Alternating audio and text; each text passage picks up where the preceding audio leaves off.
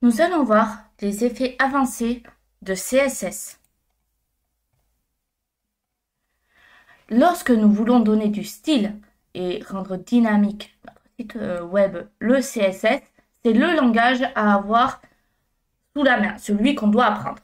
Le CSS, Cascading Style Sheet, c'est une véritable boîte à outils qui va nous permettre de créer et de donner du style à nos pages et applications. Le langage CSS permet également de créer des effets ainsi que de nombreuses animations sans avoir nécessairement besoin de passer et de connaître des langages tels que JavaScript, qui sont plutôt complexes par rapport au CSS. Le langage CSS peut être utilisé seul, mais il est également possible de le combiner à des frameworks comme Bootstrap et Foundation ou encore à des précurseurs comme Sass pour accroître ses fonctionnalités et ainsi faciliter le développement web. Les animations CSS sont simples à prendre en main car elles sont définies par deux facteurs.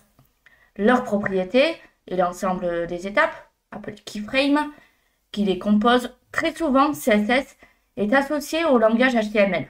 Mais le langage CSS peut également être utilisé avec des langages de balisage tels que XML, SVG ou d'autres langages de programmation. Les effets du CSS. Les effets du CSS permettent de donner du style à une page ou une application web ou un élément qui a été déterminé. Ils sont utilisés pour donner une apparence spécifique ou pour effectuer une interaction visuelle. Cela, on l'a déjà vu. Ces effets peuvent être soit statiques, soit répondre à une animation ou une interaction utilisateur, telle que le survol de la souris ou encore un clic. Modifier l'état d'un élément est également un effet CSS. Par exemple, appliquer un effet d'ombre ou de dégradé à un titre de page. Les effets CSS sont majoritairement utilisés pour améliorer le style, l'esthétique et forcément l'expérience utilisateur des éléments de la page. Ils ont une portée qui est déterminée par l'élément sur lequel le style est appliqué, ou encore en fonction du sélecteur et des propriétés auxquelles l'effet est associé. La portée et l'héritage en CSS, c'est des notions qui sont bien à comprendre. Le principe de l'héritage peut être utilisé grâce à des mots clés ou propriétés raccourcis comme inherit ou all, comme on peut le voir ici. On a des petits exemples. Donc, dans un premier temps, la partie HTML, ici. Et on a le CSS qu'on peut lui appliquer. Je vous laisse essayer ce morceau de code. Dans cet exemple de code, on utilise la propriété de raccourci all, qui va permettre d'appliquer sa valeur à toutes les propriétés. En utilisant cette approche, notre style des paragraphes pour la propriété font aura sa valeur par défaut. La taille est alors doublée et la police d'écriture est mise en bold, c'est-à-dire gras. Le mot-clé inherit est appliqué à la propriété border. Ce mot-clé impose un héritage. En effectuant ce scénario de code, on obtient une bordure supplémentaire autour du texte avec une référence d'emphase, c'est-à-dire une mise en évidence visuelle. Les sélecteurs d'éléments sont déterminants. Ils permettent d'appliquer un effet à tous les éléments d'une page possédant un sélecteur défini. Voici un petit exemple. Dans ce code, on applique un effet à tous les paragraphes d'une page. On l'a vu précédemment, dans les vidéos précédentes. Le sélecteur utilisé, c'est P. On utilise alors le sélecteur pour définir la portée de notre effet sur la page. En appliquant ce code, tous les paragraphes de notre page auront un style de couleur et une taille définie.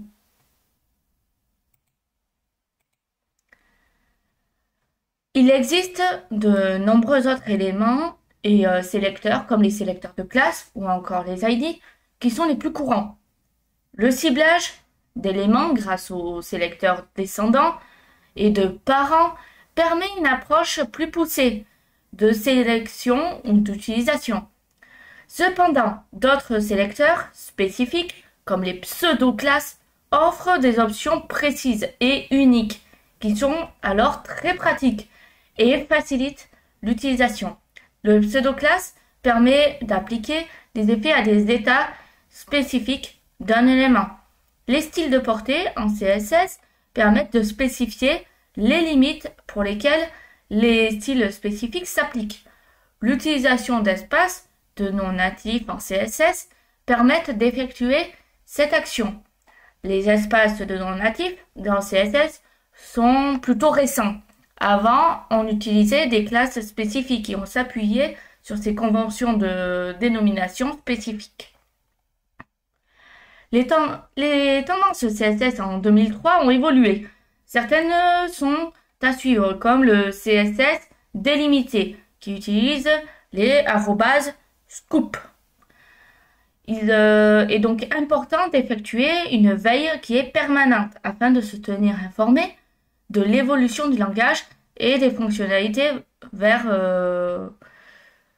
ce qui va se produire. Donc, on peut aller sur Chrome Developers pour voir les dernières tendances. Voici un petit exemple maintenant. Ce code représente un exemple de pseudo-classe. Dans cet élément, on utilise le pseudo-classe over. Ce pseudo-classe permet d'appliquer un effet lorsqu'un élément est survolé par la souris. Dans notre scénario, on applique l'effet qui a l'élément bouton, par exemple. Les effets avancés en CSS. En CSS, les effets offrent davantage énormément de possibilités. Pourtant, il existe d'autres effets qui sont encore plus intéressants. Les effets avancés en CSS. Ce sont des techniques et des approches qui sont plus complexes, qui permettent de styliser les éléments d'une page. Les fonctionnalités avancées des effets CSS nécessitent souvent une compréhension approfondie des bases CSS. Les effets avancés de CSS sont souvent construits en utilisant plusieurs propriétés CSS combinées. L'association de plusieurs effets CSS vont permettre également la création d'effets CSS avancés. Les effets avancés CSS permettent donc de combiner avec précision plusieurs propriétés afin d'obtenir l'effet souhaité.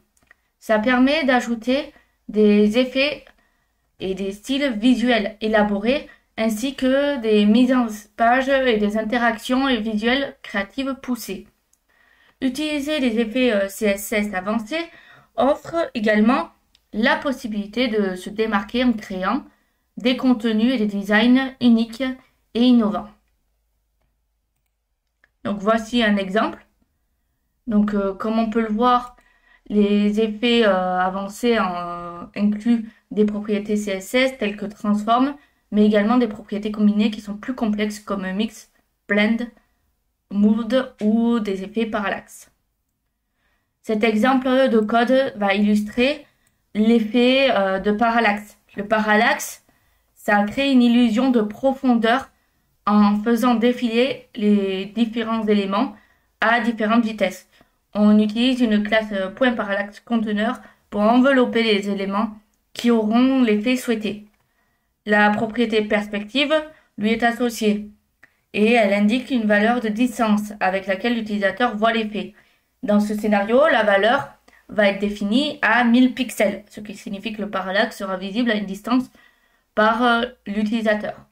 La seconde classe .parallaxeElement est appliquée aux éléments qui vont subir l'effet. La propriété transform qui lui est appliquée permet d'effectuer une transformation 3D à l'élément. La propriété translate Z est utilisée pour déplacer l'élément sur l'axe Z, profondeur dans l'espace.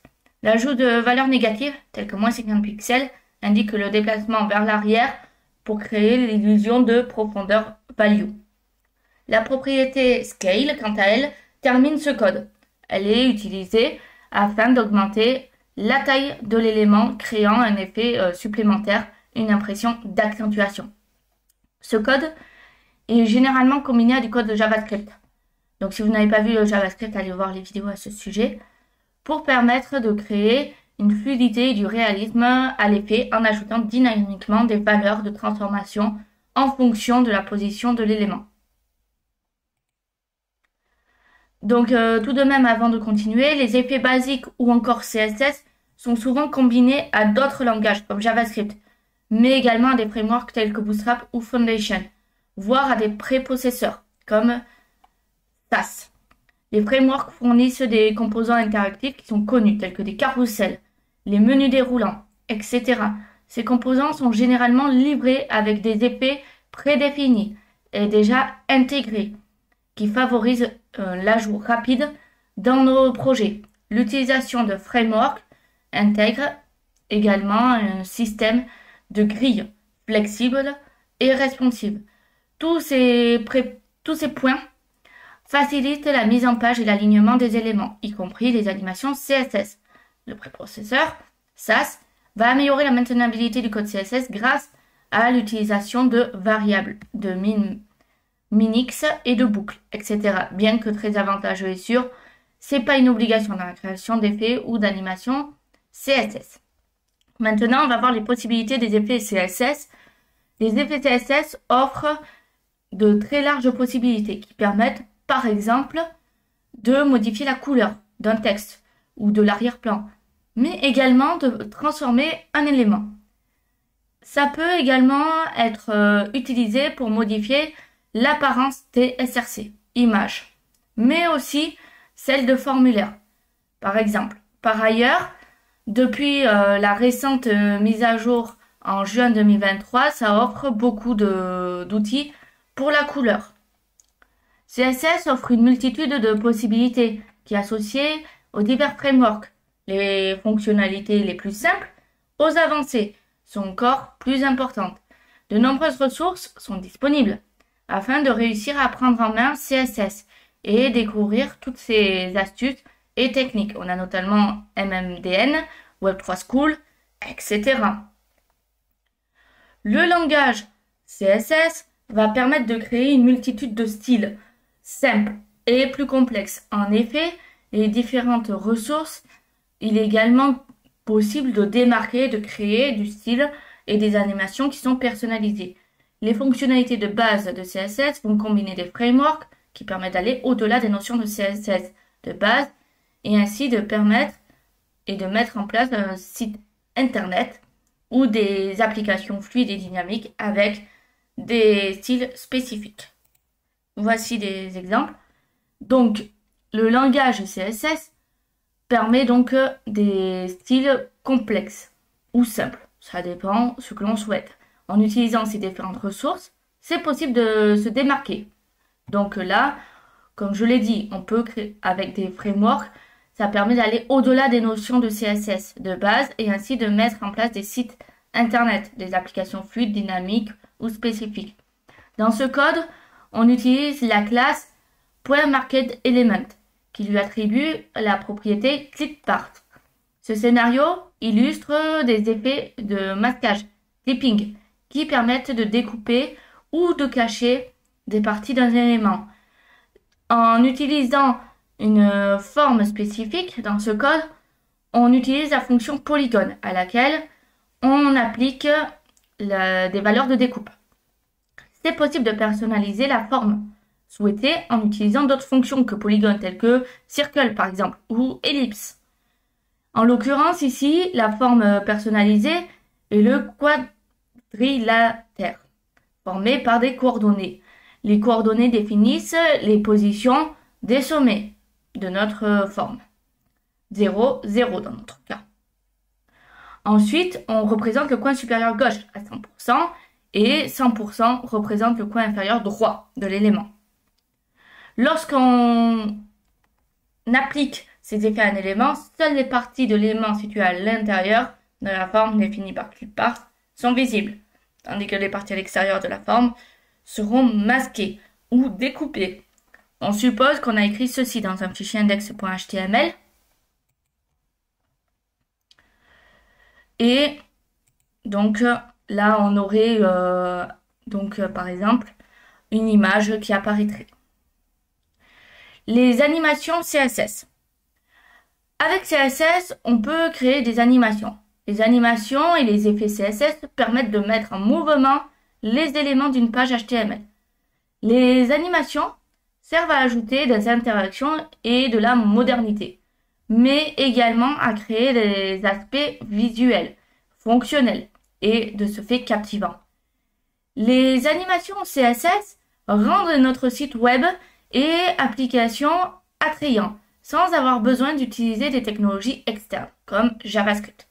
Les animations CSS peuvent être de simples GIFs ou des animations plus poussées comme celles de nos applications mobiles avec des technologies telles que JavaScript, SVG, Canvas ou encore WebGL. Les animations CSS sont vraiment puissantes grâce à l'association CSS3 HTML. C'est une technique qui est faite et fait partie des plus utilisées pour créer des animations web. Alors, il faut savoir que par défaut, les animations et effets avancés en CSS ne sont pas automatiquement responsives.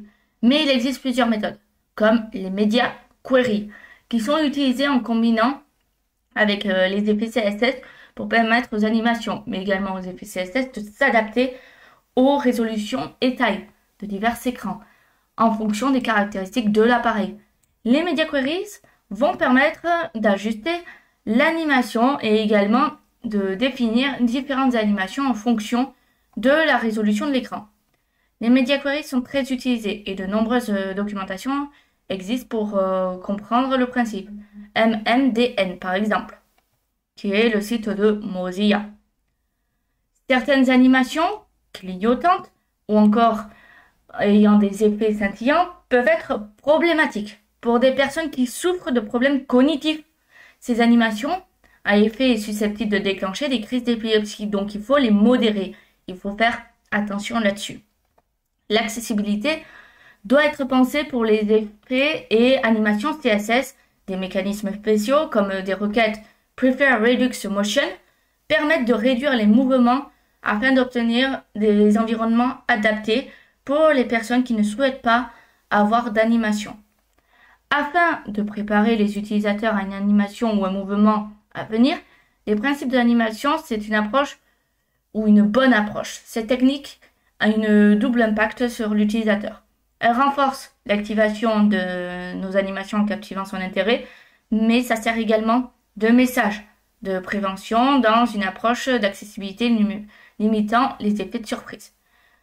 L'anticipation se crée en préparant l'audience à l'action à venir dans un site web. Par exemple, un animal qui se trémousse avant de bondir ou le déclenchement d'un message avant l'ouverture d'une pop-up est une méthode d'anticipation. On peut voir aussi par exemple des petites étoiles ou un petit cercle qui tourne, etc. Possibilité des animations en CSS. Les animations web créées en CSS vont permettre de donner une apparence à un élément et de le faire évoluer sur une certaine durée. Les animations vont permettre et vont être utilisées pour modifier l'aspect d'un bouton par exemple, mais aussi en retour, feedback utilisateur, en renvoyant un effet visuel en cas d'erreur. Par exemple, sur un formulaire, on peut également améliorer et booster l'engagement utilisateur sur une application ou un site web en ajoutant des mouvements au menu. Les pages statiques sont trop peu engageantes et ne permettent pas de créer des interactions parfois très utiles avec les utilisateurs.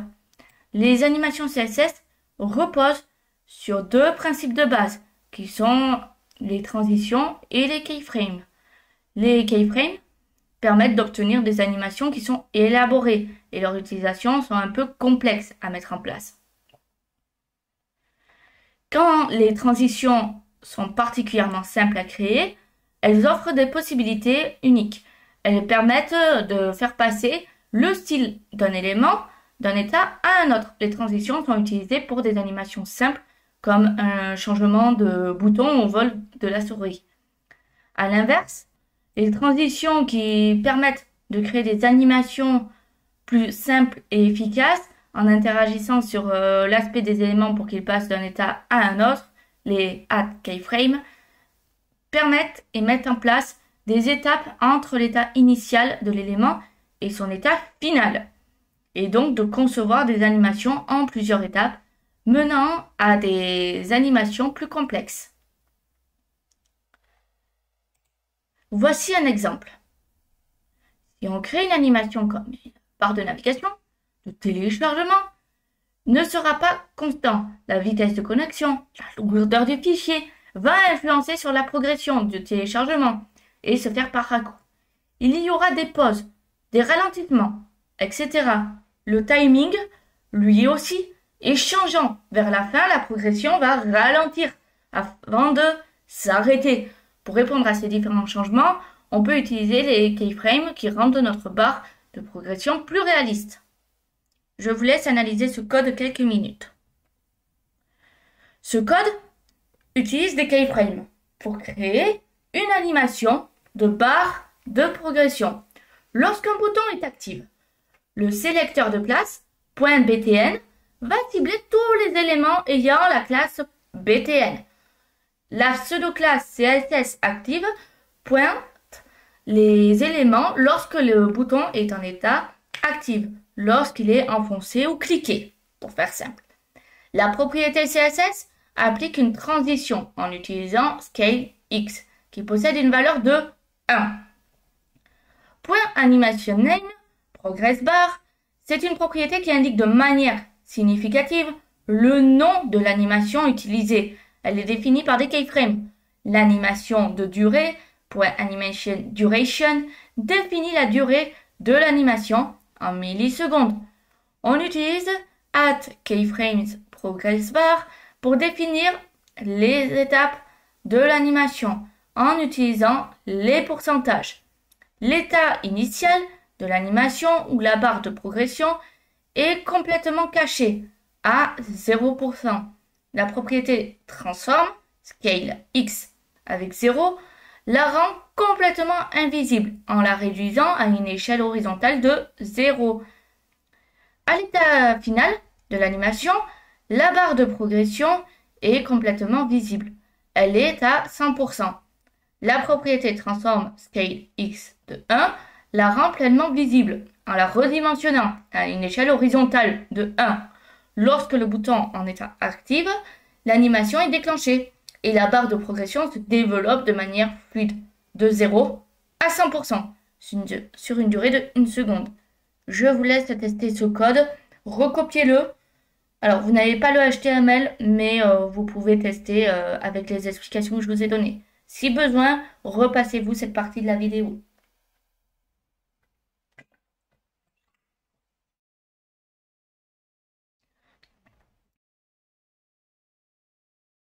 Voici la partie donc suivante.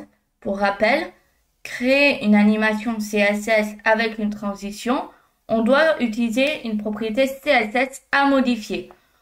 On peut donc ajouter une valeur de base à cette propriété et une seconde valeur qui correspond à la valeur finale. Une animation CSS inclut une durée et un événement pour déclencher la transition. Donc là, vous avez le code d'exemple. Ce scénario de code illustre une animation avec un effet de transition et une interaction de survol de la souris. Dans cet exemple, on définit la valeur de notre bouton. La propriété transform est utilisée, ainsi que la fonction scale, et une valeur de sortie qui correspond au style qui a été souhaité quand la souris passe sur le bouton, ainsi qu'une durée. La transition est déclenchée par la pseudo-classe over. La transition se déclenche et le changement d'état a lieu. Pour une animation fluide, la propriété transition property et transition duration sont ajoutées au bouton. Donc, dans cet exemple, on a utilisé refactor le code afin qu'il soit mieux écrit et qu'il n'y ait pas de doublons. La syntaxe de code qui est utilisée de propriété transition, on a donc combiné en utilisant les propriétés raccourcies. La propriété transition prend alors deux valeurs de sortie, transform et durée. La syntaxe d'écriture est très importante, ça commence par le nom de la propriété, un espace, puis la durée. La majorité des animations CSS sont compatibles avec l'intégralité des navigateurs. Cependant, certaines ne sont pas supportées, comme l'animation timeline qui rencontre des difficultés sur Firefox ou encore Safari.